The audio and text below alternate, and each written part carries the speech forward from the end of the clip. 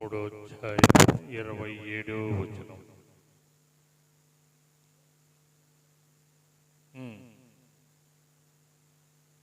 అండి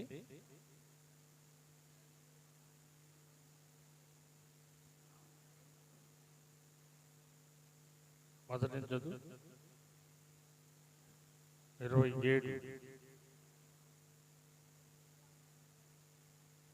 3:27.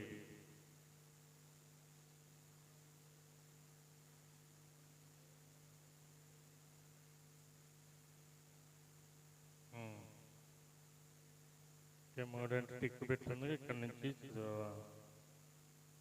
సరే ప్రార్థన చేద్దాం. పరిశుద్ధులైన దేవా, నీకు వందనాలు, స్తుతులు, స్తోత్రాలు నాయన.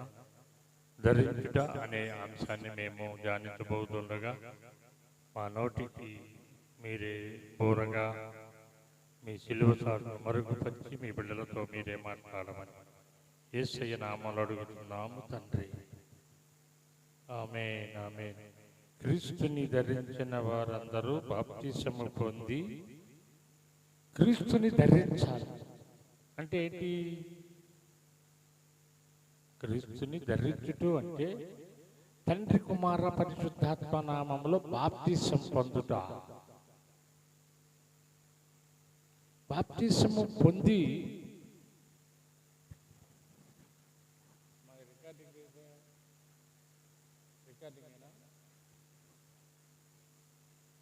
బాప్తిసం పొందితేనే క్రీస్తుని ధరించినట్టు. స్త్రీలు గర్భము దాల్చితే బిడ్డలని ప్రసాదించుతాడు, బిడ్డల్ని కంటారు అని ఎలాగో క్రీస్తుని ధరించాలి. ఈ లోకంలో నువ్వు ఎంతకాలము దేవునికి వ్యతిరేకముగా ఉన్నది దేవుడు గమనించటం లేదు. కానీ క్రీస్తుకి ధరించుకోవాలి, బాప్తిసము పొందాలి. తన బిడ్డలు తనతో కూడా పరదేశంలో ఉండాలని తండ్రి ఆశ, ఆలోచన.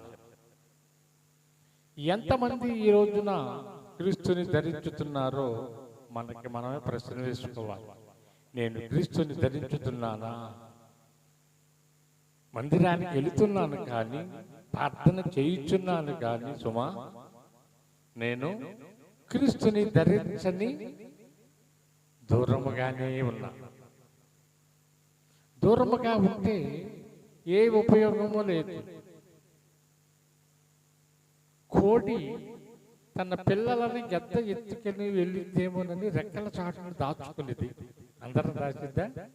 తన్ను బిడ్డలనే దాచింది. అలాగే క్రీస్తుని నీవు ధరిస్తే నీకే శ్రమలు రాకుండా, కష్టాలు రాకుండా, 6 బాధలు వచ్చినా ఆదుకుని ఇడిపించేవాడు నీ దేవుడు. హల్లెలూయా, హల్లెలూయా. అలాంటి దేవుడిని ధరించాలి, ధరించాలి. లూకా సువార్తలోకి రండి. లూకా సువార్త 1వ అధ్యాయం 31వ వచనం.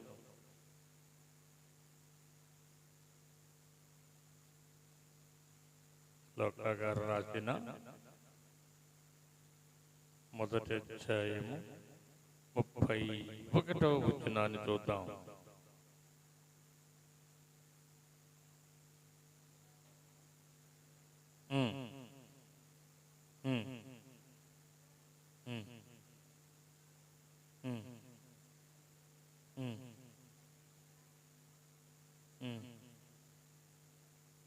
మళ్ళీ చదువు.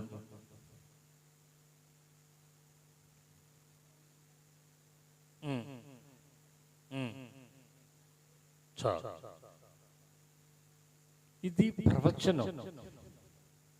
గలతీయులకు రాసింది హెచ్చరిక. ప్రవచనం వేరు, హెచ్చరించటం వేరు.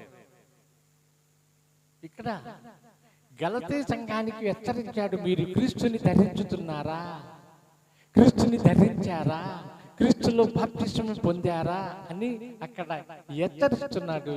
ఇక్కడ ఏం చేస్తున్నాడు? ధరించుట. గర్భమును ధరించుతుంది. ఎలా? పరిశుద్ధాత్మతో నీవు గర్భాన్ని దాల్చి ధరించి, తన పేరు కూడా వాళ్ళే నామకరణ అయిపోయింది. ఏమైపోయింది? పేరు కూడా గర్భములో ఉన్నప్పుడే పేరుని తలంచాలి. మనము కూడా లోకపరమైన కోరికలు, లోకపరమైన మనకి కలిగినప్పుడు మన పూర్వీకుల పేరుని తీసుకొచ్చి వారికి అర్పించుకిస్తాం. స్త్రీ అయితే స్త్రీ పేరు, పురుషుడైతే పురుషుడు. ఏం చేస్తాం? ఆ పేరుని తీసుకొచ్చి అతికిచ్చేసేస్తాం. ఇక్కడ పరిశుద్ధాత్మతో కలిగిన వాడు కనుక, గర్భము దాల్చింది కనుక అతడికి యేసు అని పేరు పెట్టేశారు.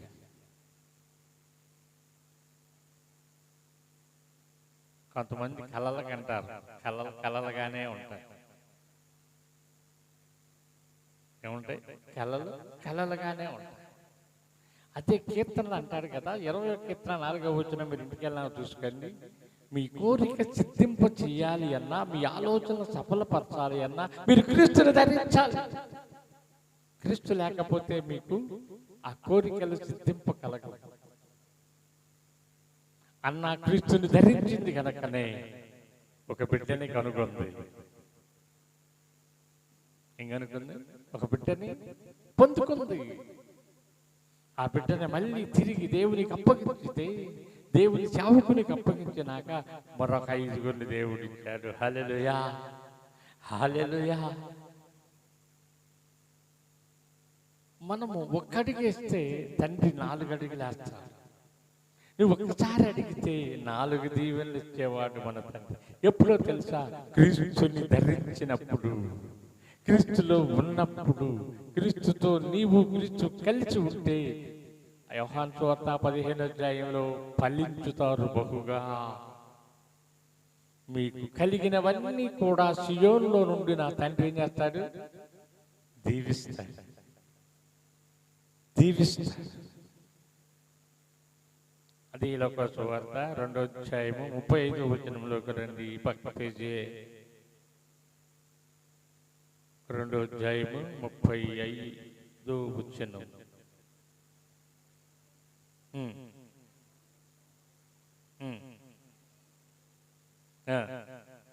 ఏంటంట? అక్కడ ధరించుతూ అన్నాడు, ఇక్కడ ఖడ్గం దూసుకుపోయిందంటే ఏంటిదని అర్థం? బలి అయిపోతాడు. మనందరి కోసం అది మర్మం, అది మర్మం. క్రీస్తుని ధరించుటంటే మర్మం, క్రీస్తులోకి రావటం అంటే మర్మం, క్రీస్తులో నిలవాలన్నా మర్మమే. నామకార్థంగా ఉన్నవారు నిలవలేరు సుమా. నీ గర్భంలో గుండా దూచుకుపోయిందంట.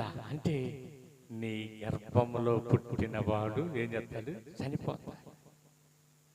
ఎందుకోసము? మనందరి కోసము. మనము చేసిన పాడు పనుల కోసము, మనము చేసిన చెడు పనుల కోసము, చెడు క్రియల కోసము ఆయన ఆ గర్భములో నుండి పుట్టిన వాడి మీద ఏమైపోతుంది? మరణం వచ్చేస్తుంది. హల్లెలూయా. అందుకే మన తండ్రి మరణాన్ని గెలిచాడని మనం పాడుకుంటాం. అదే లోక సువార్త 2వ అధ్యాయం 51వ వచనంలోకి రండి. పక్కనే లోక సువార్త 2వ అధ్యాయం 51వ వచనం.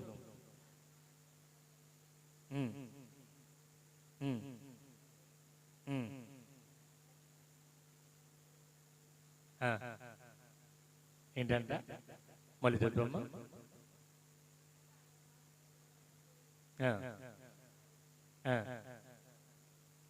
నజరేతు అంటే చాలా ఆశీర్వదించబడినది. దేవాది దేవుడు పాదాలతో నడిచిన ప్రాంతం. సామాన్యమైన సేవకులమైన మేము మా పాద ధూళి ఆ కుటుంబంలో కానీ ఆ ప్రాంతంలో కానీ దులిపితే ఆశీర్వాదం అంటున్నాడు. మరి సృష్టికర్తే మరి ఆ ప్రాంతంలో తిరిగాడుగా, సృష్టికర్తే పాదాలు మోపాడుగా. మరి ఆ ప్రాంతం ఎలా ఉంటుందో, ఎంత ఆనందమో. మనం కూడా పాడుకుంటాం, నజరేయుడా నీ నజరేయుడా. అలాగే దానికి చాలా ప్రాముఖ్యమైన ఆదిత్యాలు వచ్చాడు. అలాగే గలతీయులకు రాసిన పత్రికలోకి రండి. మళ్ళీ చివరికి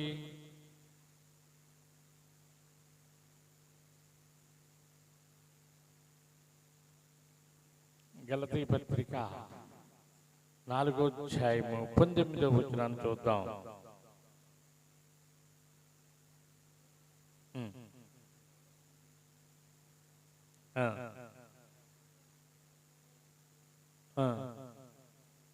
ఏంటంట? క్రీస్తు ధరించుట, క్రీస్తుని ఎమ్మడించుట, క్రీస్తుతో కలిసి ఉండుట, క్రీస్తుని ఆరాధించుట, దానికన్నా ఏ భాగ్యము లేదు. దానికన్నా ఏ భాగ్యము లేదు. అందుకే మార్తనే ఉంటాడు, నీవు ఉత్తమైన దానిని ఎన్నుకున్నావు. ఉత్తమైన దానిని ఎన్నుకోవాలి.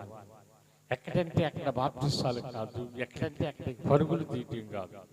ఈనాడు క్రైస్తవం ఒక ముసుగులో ప్రయాణిస్తూ ఉంది. ఎక్కడ స్వచ్ఛతలంటే అక్కడికి పరిగెత్తుతున్నారు, ఎక్కడ దీవెనంటే అక్కడికి పరిగెత్తుతున్నారు. ఏమంటున్నాడు దేవుడు? ఎక్కడ ముగ్గురు మీరు కూడి ఉంటే నేను ఉంటానయ్యా. 100 మంది ఉంటే ఉంటానని చెప్పలా. మీరు పరిశుద్ధంగా పరిపూర్ణముగా క్రీస్తుని ధరించుకుని ఎక్కడ మీరు 2-3 కూడి నా నామం పేరట నాకు భజన చేస్తే నేను ఆడుంటా, నన్ను ఆరాధిస్తే నేను అక్కడ ఉంటా, నన్ను పూజిస్తే నేను అక్కడ ఉంటానన్న. ఎందుకని? మన స్థితిగతి ఆయనకి తెలుసు. ఆయనకి కావాల్సింది శృతి, ఆయనకి కావాల్సింది నీ హృదయం, ఆయనకి కావాల్సింది నీ పరిశుద్ధత, ఆయనకి కావాల్సింది నీ విశ్వాసం. అందుకనే ఫిలిప్పీ 4:4 అంటాడుగా, ఆనందించుడి, మరలా చెప్తున్నా ఆనందించుడి అంటాడు. కీర్తనలు అంటాడు కదా, 33వ కీర్తనల 1వ వచనములు అంటాడు, నీతిమంతులారా యెహోవాను బట్టి ఆనందించుడి. బ్రిటికల్ నాకు చూసుకోండి, యెహోవాను బట్టి ఆనందించుడి అంటున్నాడు. ఇక్కడ ఫిలిప్పీ పత్రికలోకి వచ్చేసరికి ఆనందించుడి, మళ్ళీ చెప్తున్న ఆనందించుడి అంటున్నాడు. ఆనందం ఎక్కడుంది? ఇప్పుడు లోకంలో లేదు, క్రీస్తులో ఉంది. క్రీస్తుని ధరిస్తే ఉంది, క్రీస్తు మాటలు వింటే ఉంది, క్రీస్తు సన్నిధికి వస్తే ఉందని. అదే ఆనందం.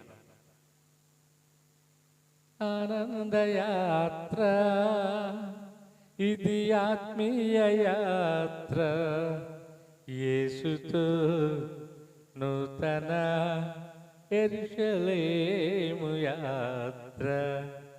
మన యేసుతో కలిస్తే యాత్ర. శ్వాసులందరూ కలిసి, పరిశుద్ధులందరూ కలిసి ఆ పరిశుద్ధ పట్టణానికి వెళుతుంటే ఆనందం. జబర్దస్త్ ఉంటే ఆనందం కాదు, ముక్కు ముఖం లేని బొమ్మలు చూస్తే ఆనందం కాదు. ఆనందం అక్కడ యేసు దగ్గరే ఆనందం, యేసుతోనే ఆనందం, యేసుతోనే సంతోషం. అదే గలతీ పత్రిక 2వ అధ్యాయము 20వ వచనంలోకి రండి. గలతీయులకు రాసిన పత్రిక 2వ అధ్యాయము 20వ వచనం.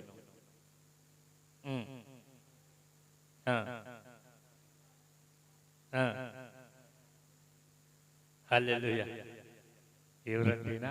జీవించువాడును నేను కాదు, క్రీస్తే. అందుకే ఆనందజీ కుమార్ ఒక పాట రాశాడు, ఆయన నాలో ఉండి సారథి చేస్తున్నాడు, ఆయన నన్ను నడిపిస్తున్నాడు, ఆయన నన్ను పోషిస్తున్నాడు అని పాట రాశాడు. అందుకే ఆయన జీవిస్తున్నాడు. పౌలు అంటారు కదా, బ్రతుకుట, పూర్తి చేయండి, బ్రతుకుట. హృదయాలు ఆడుతున్న యేసు ప్రభు చెప్పినట్టుగా హృదయాలు దూరంగానే ఉంటాయి. పెదాలు ఆడుతున్నాయంట. మత్తయి సువార్త అంటాడు, మీరు పై పెదవులతో నన్ను స్తుతించెదరు కానీ మీ హృదయం దూరంగానే ఉంది. మీరు ఒకసారి జ్ఞాపకం చేసుకోండి, మీ మీదకి ఎవరైనా వచ్చినప్పుడు యుద్ధానికి ఎట్లా ఇచ్చింది నోరు? ఆ నోటికి ఒకసారి హల్లెలూయా చెప్పండి, హల్లెలూయా అంటారు. అప్పుడు పెద్ద నోరు వచ్చేసిద్ది, ఎక్కడ లేని నువ్వు స్వరం వచ్చేసిద్ది, బాక్సులు పగిలిపోతాయి కదా. ఆ స్వరం కావాలి దేవుడికి, మేకలాగా. అయ్యిగా యేసుతో నూతన యెరూషలేము యాత్ర. మన యేసుతో, ఎవరితోనంట? మన యేసుతో యాత్ర వెళ్ళాలి, యేసుతో పరలోకం వెళ్ళాలి. యేసు యేసు యేసు యేసు యేసు లేకపోతే ఏదీ లేదు. యేసే యేసే. అది లోక సువార్త 2వ అధ్యాయము 14వ వచనం చదవగా విందాం, ముగించుకుందాం. లోక సువార్త 2వ అధ్యాయము 14వ వచనం.